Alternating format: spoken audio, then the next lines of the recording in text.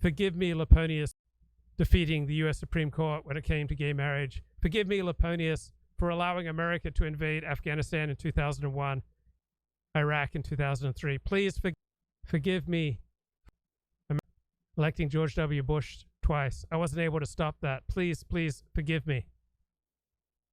Please forgive me for Obamacare. I wasn't able to. Reagan changed me with one sentence. Government is not the solution, it's the problem. That's what made me a Republican.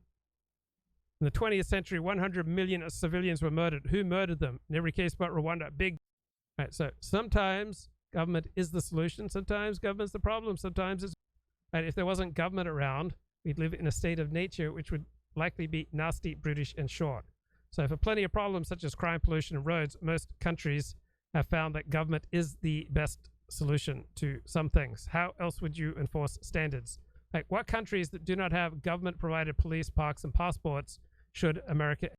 So David Margolis profiles Dennis Prager in the Jewish Journal in 1992. Uncomfortable with his lack of academic credentials, he's lectured hundreds of times to American audiences about Soviet Jewry. That wasn't the only subject in which he claimed expertise.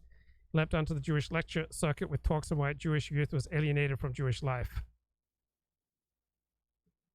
All right, back to the number 6 point, Cassandra complex. Gurus like to claim prescience among their many talents. Their heightened insight gives them a superior ability to predict the future, and they will enjoy dwelling on those instances at which they made a purportedly correct prediction.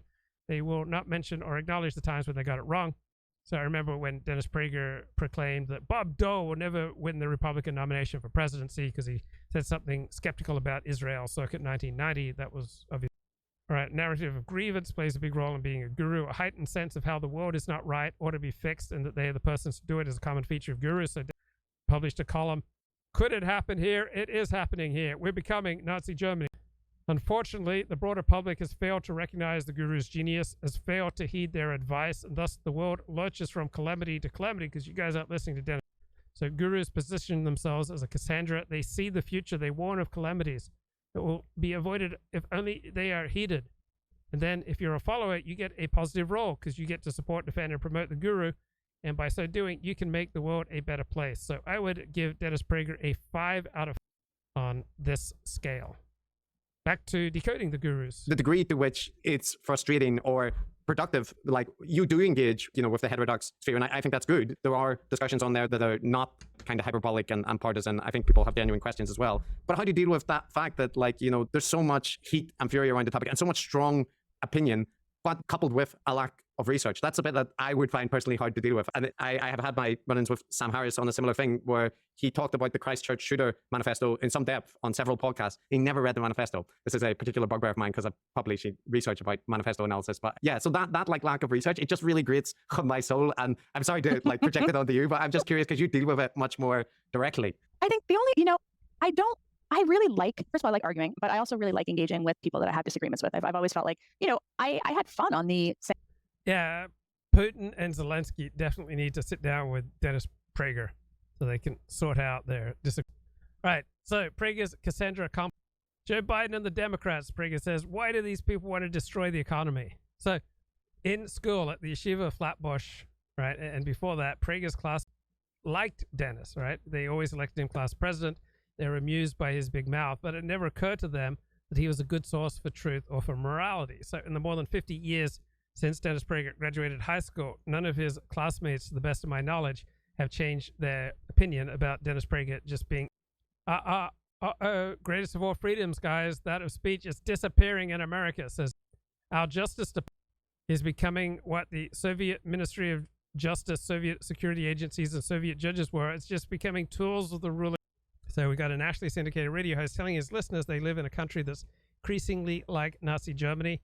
I would say that's not a good way of creating an appropriate level of safety in.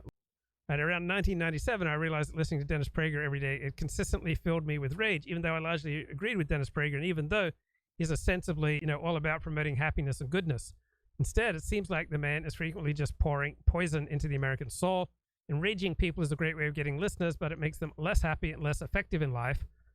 Outside of a few murder zones, life in the United States for Dennis Prager listeners is generally safe and free compared to other countries on this earth. So inculcating gratitude might be a wiser and more moral path for a man intent on doing good. There are situations in life where rage is a more adaptive approach than gratitude, such as when you are fighting for your life in a dark alley, but these examples are few and far between. So by claiming he sees America on the road to Nazi Germany, Dennis Prager gets to place himself at the very center of things. He feels confident that there's nothing more pressing for you to consider than his idea.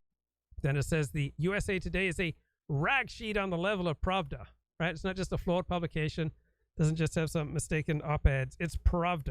If you supported the March 30th Trump indictment, you are not on the side of truth or of concern for.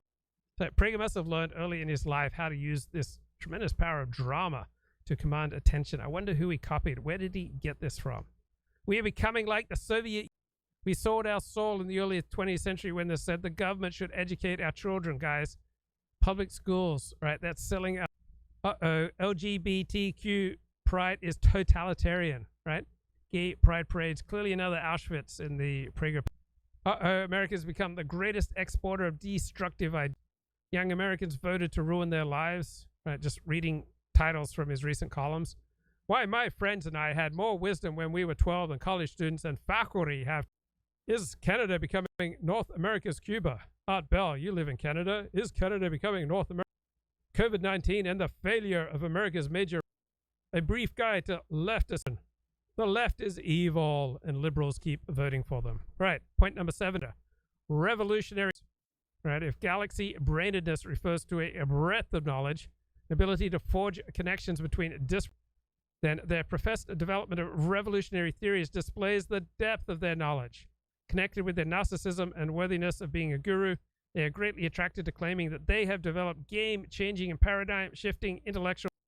This is the credential and the resume of the guru, right? Just as the public were keen to seek out Albert Einstein's opinions on all matter of topics unconnected, people also find it natural that one who has accomplished something great in one area should be qualified to offer advice on all sorts of topics. Now, genuinely revolutionary theories such as general relativity are few and far between. So the guru is compelled to manufacture constantly new revolutionary theories. I would give Prager a 3 out of 5 on this score. So he came up with the great line, the bigger the government, the smaller the citizen. All right, even though there's no evidence for it.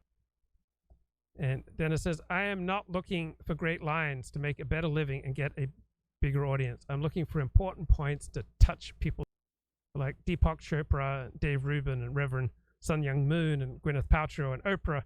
I'm sure that Prager does touch many lives. He says many things that sound profound in the final analysis. His most crowd-pleasing points are epistemic.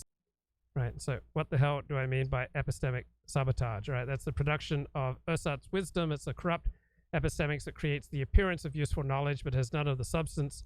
So the guru is highly motivated to undertake epistemic sabotage to disparage authoritative and institutional sources of. He tends to disdain academic studies, but when he finds ones that support his point of view, he embraces them like truth bombs and frequently doesn't read very carefully to push his personal ideological agenda. Dennis Prager tends to treat truth like a used tampon. Point number on the Garometer, pseudo-profound BS. This is their core business. This is their stock in trade. They are most comfortable in the role of armchair opinionator, the wise man graciously offering their advice to eager seekers of wisdom. So revolutionary theories and galaxy brainness describe the content of their discourse. Pseudo-profound BS describes the form of their discourse. It has language that is cognitively easy to process, superficially appears to be profound, upon analysis turns out to be trite, meaningless, contradictory, or tautological.